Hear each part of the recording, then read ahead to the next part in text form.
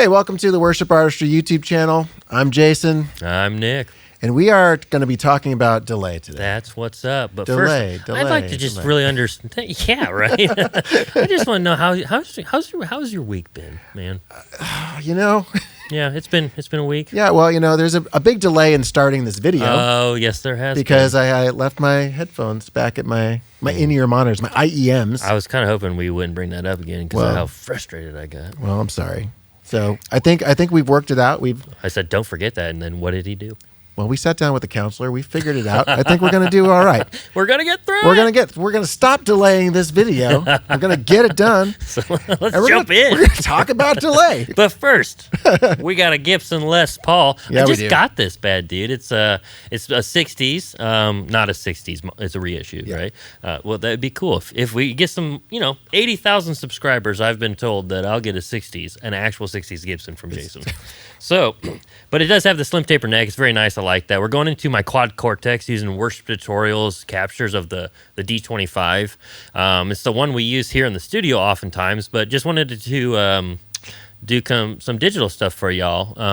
Show off that quad cortex. That's right. We're going to do digital delay with digital amps. Yes. So yeah, let's talk about it. Yeah. So what are we even talking about when we talk about delay? I don't know. There are a million videos out there about listen to this pedal, and then they play dotted eighth note delay for 20 minutes. Sorry. Are you on a delay? I thought we were delaying each other. I thought we were talking about delay. That's what delay is. Oh. So yeah, there's a lot of content out there, but I feel like it's really helpful to just go back to the beginning and go, this is what a delay does. In the beginning. Here are the basics of what this pedal is supposed to do. Right. Every pedal does this. Right. Every delay pedal does this. Right. Then let's talk about some of the differences that are out there, so it's not so overwhelming. So then you can go look at 30 other videos, and they can talk about the high shelf filter and the warmness of the whatever on it. And I think like the timeline has an ICE algorithm. Cool. That's crazy. Awesome. It's crazy. Yeah, I'm afraid of that pedal. Does it repeat? I won't even get near it. I'm afraid. Yeah. I'm afraid. What I'm not afraid of are Boss pedals. That's right. Because Boss pedals was my first delay. They've been around since the beginning. Yeah, I had a Boss DD3. I don't even know if there was ever a 1 or a 2. I honestly don't think there was, but I always question that myself. Yeah, because they added more, the 5 and the 7, and added all those things. But it only had 4 knobs on it, which were essentially 3 controls. Right. So every delay has these 3 controls. Correct. Okay. So let's first talk. Why don't you just go ahead and hit a note so we can hear what delay is. I had a few notes there. I meant to only hit one. That's okay. But it worked. But yes, but you hear how he only hit the strings one time. Yeah, and it kept going. Yep. Now there are 3 basic controls that you have for that. So using this, we have our time, our feedback, and our level. So first off, we have time. All right, and that just adjusts the distance between those repeats. Right. Yep. Right. So if we have a real short time, for this is right now it's set on 400 milliseconds, which is again. Right. And then if we go tighter, it's 332. Yep. It's shorter. Yeah, it's a little faster. Now, I will say, very few people actually use that knob anymore. Right, yeah. Most of them probably tap it in with like the BPM, right? Right. So, for example, using this tap, so. Yeah. The one problem with this is like it goes like 118.6, but like, hey, Planning Center said it was only 118. I will say though, you know who likes to do that? Elevation. Really? They do? Likes to be like 122.5. Oh, well, then shoot. Which is really frustrating when you're trying to teach a tutorial because nobody says that. Right, yeah. And you're like, why won't it line up? It just won't line up perfect. So anyway. It makes a huge difference, that 0.5. So we're at 118.6. All right, so. I would call it 119. Sure, yeah, we can round it off. So anyway, here's what that sounds like. It's just slower. Right, so it's further apart. So now we've got our feedback, which is just adjusting how long it goes for. So for a real short feedback, right? Bam, bam. Go long. We can go grab some lunch. Definitely. I'm getting a little hungry, actually. I mean, it's a good thing you hit the right note. Definitely. Yeah, you don't want to hit the wrong note. Never the wrong note. With a long feedback. I mean, I can show you that. Like, it's going to be a wild time, right? Oh my gosh. That's never happened to you before, has it? Never. No. Okay. Yeah. Once. It happened. So it was the first time I was playing at this church. I just got hired at this church, man. And they were having a worship night, and I was like, "Hey, yeah, I'll play." And they're like, "Sweet, we need a lead guitar or whatever." And I was like, "I'll do it." And we're playing Famous One. You know that one? I think it's by Chris Tomlin. I taught it at some point. Yes. I'm sure, right? Yeah. And I think we were playing in G. And back then, I really was obsessed with like D shapes and like. And so I started playing in like G flat, and I was like, sick. A half step off is the best step off. With all of the sauce on. I had a bunch of reverb, a ton of delay on. I immediately kicked off my volume, turned my tuner on, and just threw my head down and went to my tuners and was like, something's wrong here. Oh, I always pretend like it's out of tune. Something's wrong with my guitar. It wasn't me, definitely. But no, definitely pretend. And then I've actually perfected turning my hand so it looks like I'm turning the knob, but I'm not. Yeah, you're not doing anything. There you go. It works great. But these are the kind of tricks you can expect to learn on our channel. And notice, I turned the level down. Nothing else. Just kill that. Just kill it. Because oftentimes in worship, we leave on trails or tails. Some people call them that, and it leaves a nice like trail as you turn it off. Well, listen, if you've hit a wrong note, there's nothing nice about that trail. Throw down the level. Instead of just unplugging everything, throwing your guitar into the audience, just turn the level down. Don't freak out. You'll be okay. You'll be okay. But that explains to us what that level does, right? It's how loud they are, because we can have it be super quiet, something kind of like real light. Right, yeah. Very even there. All the way to... Just in your face. Yeah. In fact, you can actually, depending on the pedal, you can actually sometimes make your delays way louder than your initial hit, which I did by accident the other day. I was trying to teach, and I hit the mix knob. Oh. And all of a sudden, I was like, why am I not hearing my original note? It's really frustrating. This is a standard patch, right? So this is digital delay. So with the quarter note. Yep. Every delay does these things. Correct. Right? And then anything else beyond that, you can add this. Yep. It's usually just affecting the sound of the actual delays. Right, yeah. Right? So this is a standard digital delay, which is going to be very true to your original note. Mm-hmm. So anything that Nick plays, it's just going to repeat that sound. Yep, until the set feedback dies. Right, until it runs out, right? Mm-hmm. Now, we can get into other things, right? So let's take a look at the dual delay. Okay. So what does dual delay mean? What are we talking about when we say that? So as far as like dual delay, how I understand it, I play in stereo oftentimes. I do play in mono as well, and I still do use a dual delay, but it's combining delays too, right?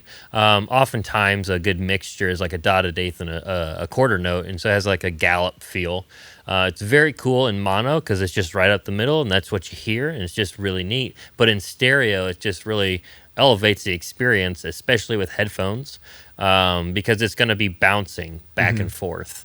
Think like ping pong, but it's not like just like one note. Right. It's just I don't know how this one is set up right now. We've set it up. I can't remember which is what, but like sometimes the left is only hearing a quarter note. Sometimes the right is only hearing dotted eighth. Mm-hmm. Sometimes they cross over. Mm-hmm. And it just really has a really cool blend and a balance. And so you think you can get rhythmic with dotted eighth, wait till you try a quarter note in dotted eighth. But so we were set on a quarter note here with the standard delay. Right. We're moving to the dual. It says damp delay. Don't look at that. That's just what it was titled. And this is set at 118.6. Yes. BPM. Yes. Praise the Lord. It's just the Lord's BPM. And just here. This is how it sounds. It's going to be really nice. I do put headphones on if you do have access to them. Yeah, it just has a really nice, like, soft, like, feedback to it. And again, with these, a dual delay, it depends on your delay unit, but you can go in there and you can change, like, what type of delay it is. And just to your heart's desire. You know what I mean? Like, you can do whatever you want, really. But at the root of it, it still is time, it still is feedback, and it still is level. You do see we have a tone knob here and a mod depth. That's just specific to these here. Right. Some other delays will have that as well. Sometimes they'll have it and they'll call it something different. Correct. Yeah, but it does a very similar thing. They can't call it the same thing because of copyright, trademark. Who copyrighted modulation? All this kind of that guy's stuff, just raining money. How would you use a dual delay? So how I use a dual delay, honestly, that's all I use, really. I have this set up on a dual delay here, and then I usually have this set up as a simultaneous, and it's like a tape delay. It just adds like a flutter, very very light. But so this is how I use the dual, very much like you would a dotted date. So just bear with me.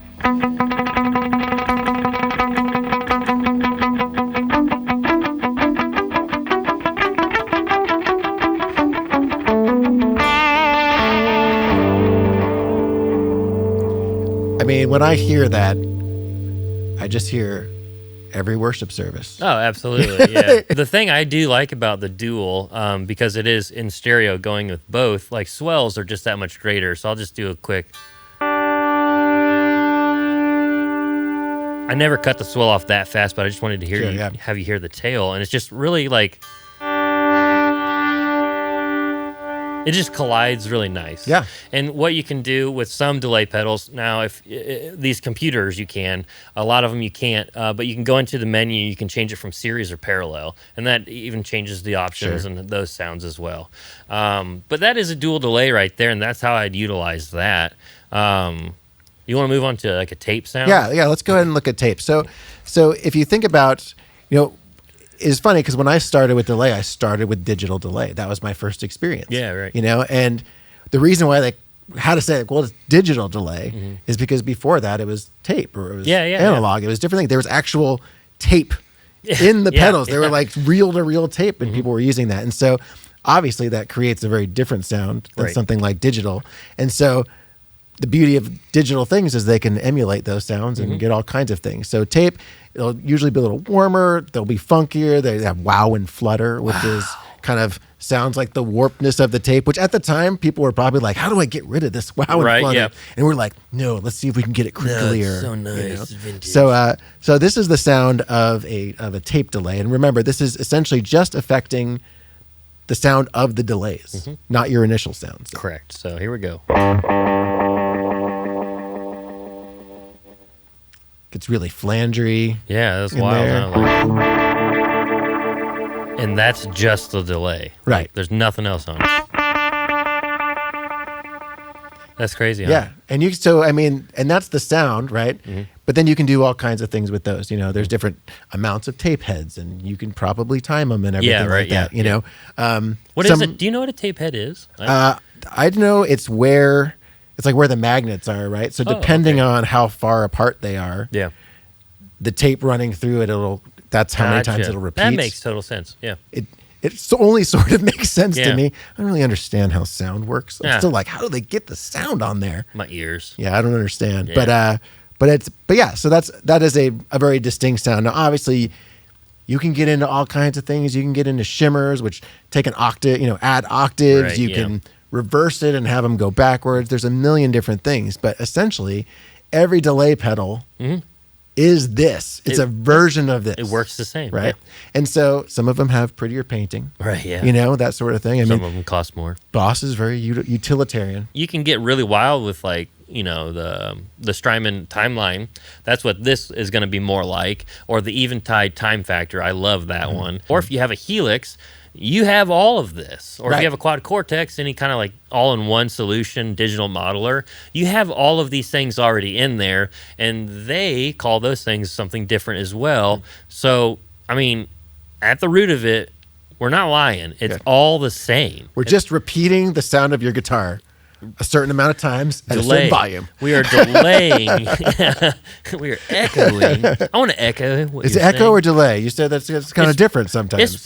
It's repetition. Yeah. I'm just gonna start. It's what's another word for repeating? It's repeating. But yeah, if you have any other questions about this, please let us know in the comments. Like, what delay pedals are you using? Do you still use like a DD3, or are you using analog only, or do you have like a nice solution with MIDI and you can control this way better than like, oh shoot, I accidentally banked up when I was trying to bank down.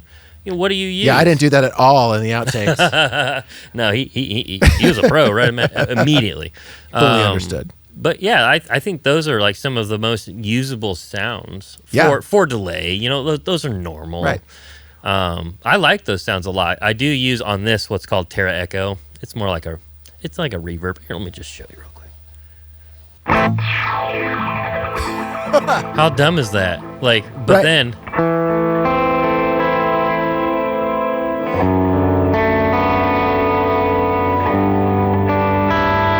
thing I like about that, dude, Isn't that weird? that is so bizarre. But the thing I like about, I think any good effect will adjust the way you play. It'll inspire you to play differently. And I think that's what the delay does. You said, oh, that made me, you've said that makes me worse at guitar because I'm so focused on the delay. But at the same time, I can also say, well, if it inspires you to play differently and more confidently, more power to you. Do it. Yeah, that's what I was saying. Is like it's made me a worse guitar player because I used to mimic delay. Like I can't do it anymore, but like I could do like just that's how I got like so fast that I guess people call it tremolo picking. I call it double picking.